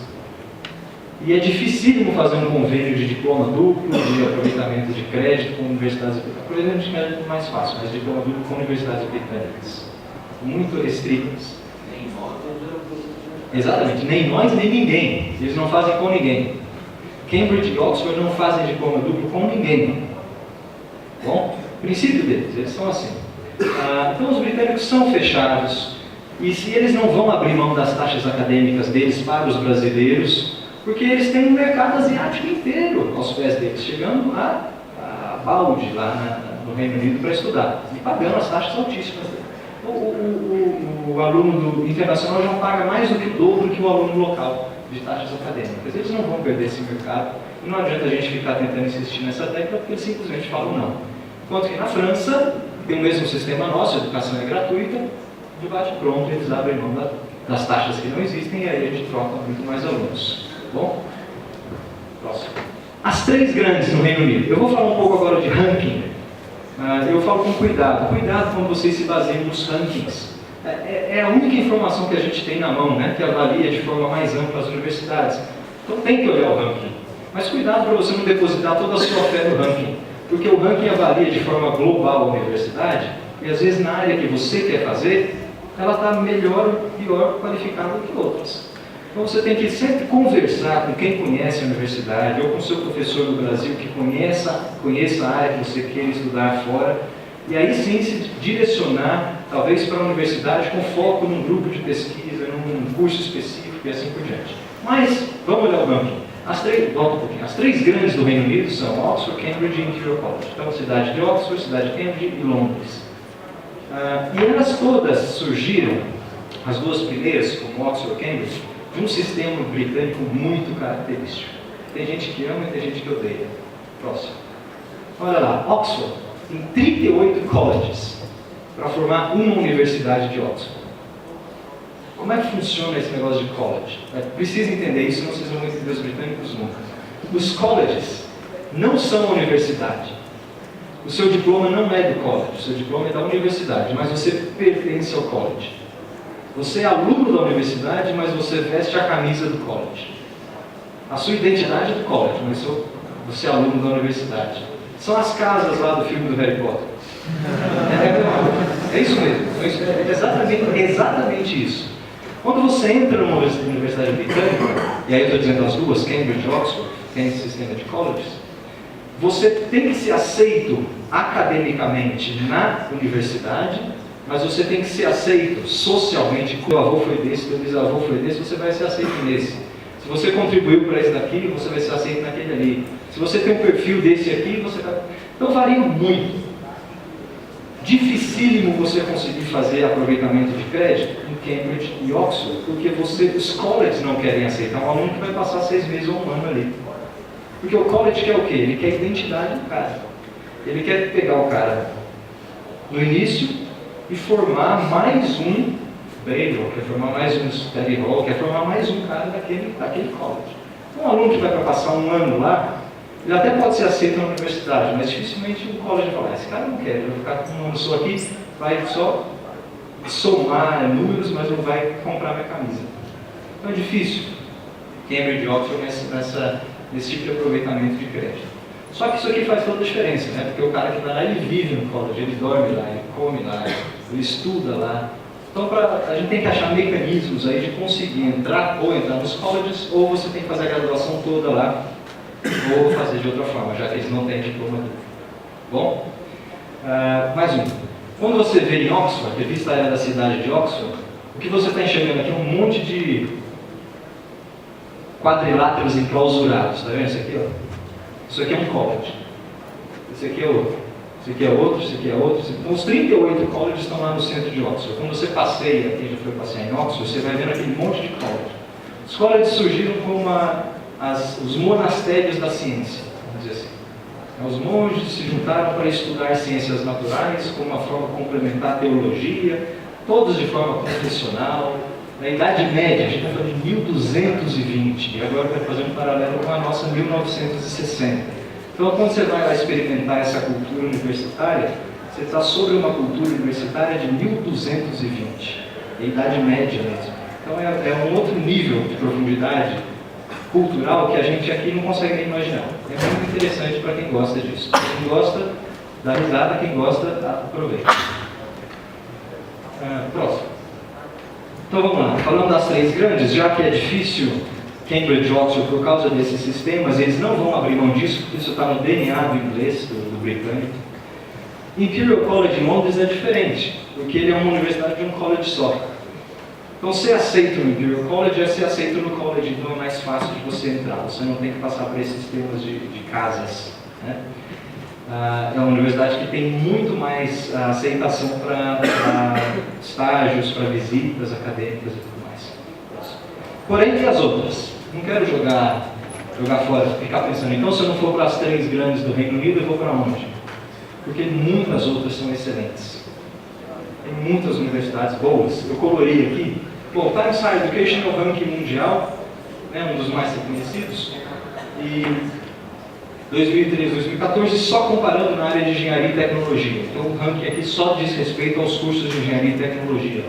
Lá em cima, no bloco azul, você tem Oxford, Cambridge e Imperial, você tem a qualificação deles no Reino Unido e a posição deles no mundo, de acordo com o ranking Times Higher, tá bom? Então entre as 10 do mundo, tem 3 britânicas lá, o bloco azul. Depois, até o número 100 do mundo, são excelentes universidades, você tem mais um tanto aí. E até aqui, número 200 lá no mundo, você tem mais 30 universidades dentre as 200 do mundo. A nossa Universidade de São Paulo estaria na posição média de 226 a 250 no mundo. Então, se você quiser ir para uma universidade melhor do que a nossa, para aproveitar alguma coisa, ainda tem muita opção no Reino Unido. Tá bom? Dá uma olhada agora o que faz um pouco do... Isso aqui é tirado do Times Higher, tá bom? Para quem não está enxergando de longe, aqui tem Oxford, aqui Cambridge e aqui embaixo Imperial College, as 3 grandes. Aqui em cima, em rosa, é a nota total da avaliação. Está vendo? 93, 92, 87. E olha só, as universidades lá têm uma ênfase enorme em pesquisa. E elas aprenderam a fazer a pesquisa ter fruto na docência. Ou seja, fazer pesquisa bem feita significa ter cursos de graduação de boa qualidade. Eles descobriram, eles sabem bem fazer a receita desse bolo. Olha, eu não quero que vocês vejam os números absolutos não, mas vejam a proporção. Aqui tem teaching, que é docência, visão internacional, income da indústria, né, recursos vindo da indústria, um curso de tecnologia, pesquisa e citações. Dá uma olhada aqui. Se você faz pesquisa de boa qualidade, a sua pesquisa é citada no mundo. Então, esse amarelo diz qual a visibilidade que sua pesquisa tem. Você atrai mais recursos na indústria e aí isso reflete na docência. Reparem que Cambridge, por exemplo, tem uma relação muito menor com a indústria do que Oxford e Imperial, por exemplo. Próximo. Olha como é que nós estamos aqui. Também não quero que vocês exagerem a análise do ranking. Cuidado com isso. Né? Não olhem os números absolutos, eu quero que vocês olhem a proporção. Fazemos muita pesquisa no Brasil? Na USP, fazemos. Na verdade, que mais faz pesquisa no Brasil. 1/3 da produção nacional sai daqui. Porém, ela é pouco citada, tem pouco impacto. A relação com a indústria não é de se jogar fora, mas a nossa visibilidade internacional é muito baixa, por isso existe internacionalização, né? Reflete num ensino mediano. O overall aqui, a nota média, ela é escondida pelo site justamente porque a partir dessa categoria eles não classificam mais uma a uma, mas eles classificam em blocos de universidades, então para não diferenciar dentro do bloco. Mas dá um próximo slide para mim.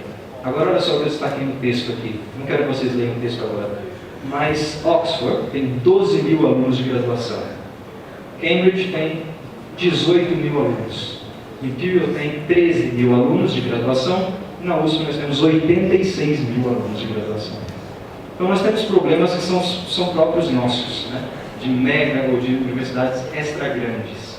Então quando você vai para uma universidade britânica, você não vai encontrar esse espaço todo que você tem aqui, essa estrutura imensa que nós temos aqui, esse desperdício que nós temos aqui, né, de certa forma, esse mundo de gente que você tem aqui. É muito selecionado quem entra nas grandes universidades, nas boas universidades lá, e tudo que se faz é feito de extrema eficiência. Essa foi a grande impressão que eu tive lá.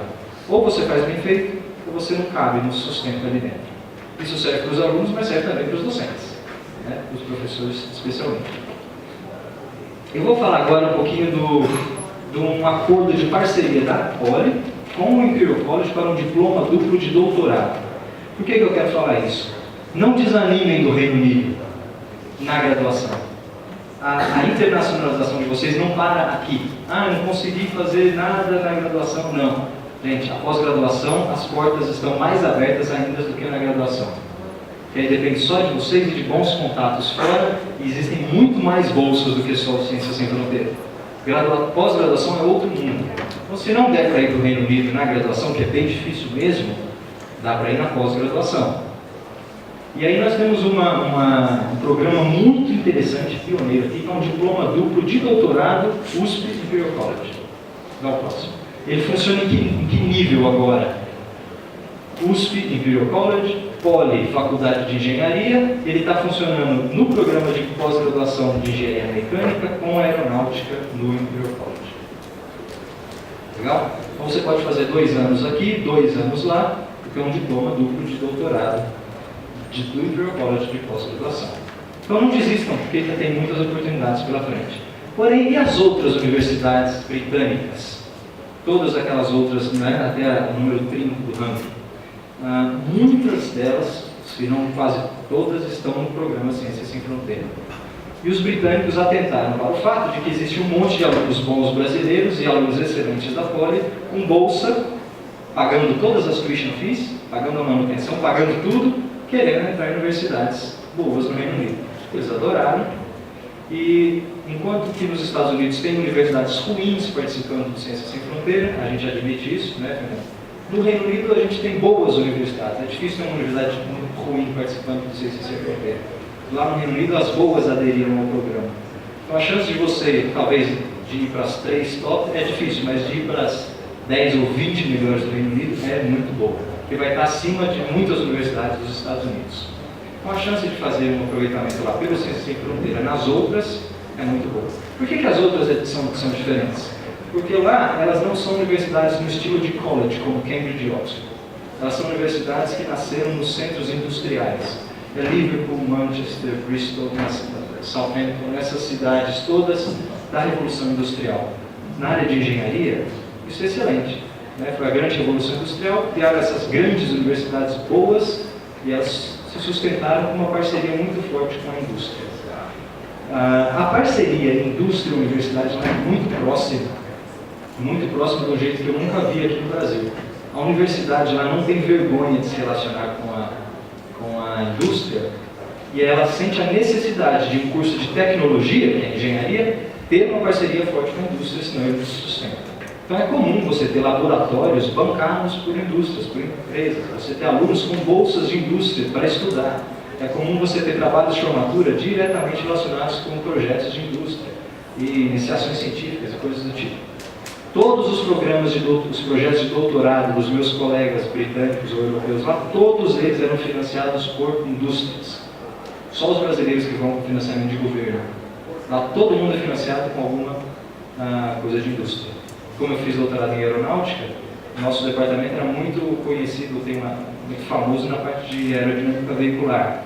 Carro de corrida.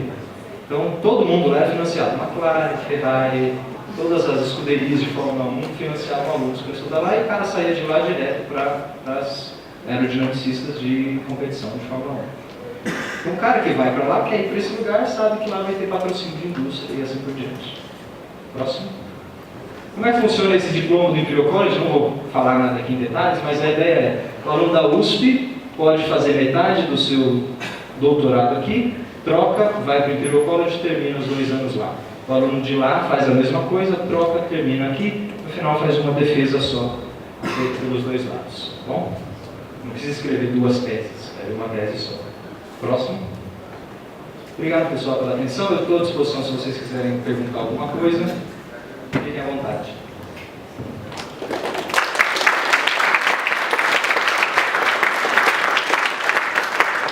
Alguém tem alguma pergunta?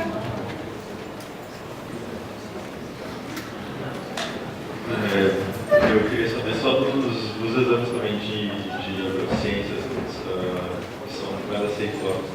Varia muito de universidade para universidade. Eles têm o IELTS, né, o exame britânico. Muitas aceitam o TOEFL, sim. Quando eu fui, eu fiz só o TOEFL, nunca fiz um exame britânico. Se você tem algum exame de Cambridge ou de Oxford, principalmente de proficiência, o CTE, muitas delas aceitam também. FCE não, FCE não é cartão de entrada, mas o CTE, sim. Não sei o nível que você precisa ter nesses exames. Mas o exame de referência é o IELTS e o TOEFL. Os 2 são aceitos igualmente. Não está mais nenhuma delas? Então já mudou, informação nova. Quando eu fiz só de TOEFL. Obrigado. Eu queria ter uma noção melhor. Por exemplo, a gente tem a noção de como a gente faz o aproveitamento de estudos, a gente consegue escolher melhor as matérias que a gente faz lá. Isso também vale para o Reino Unido. Não tem nenhum tipo de mecanismo que fecha os créditos que a gente poderia estar cursando. Ou bem?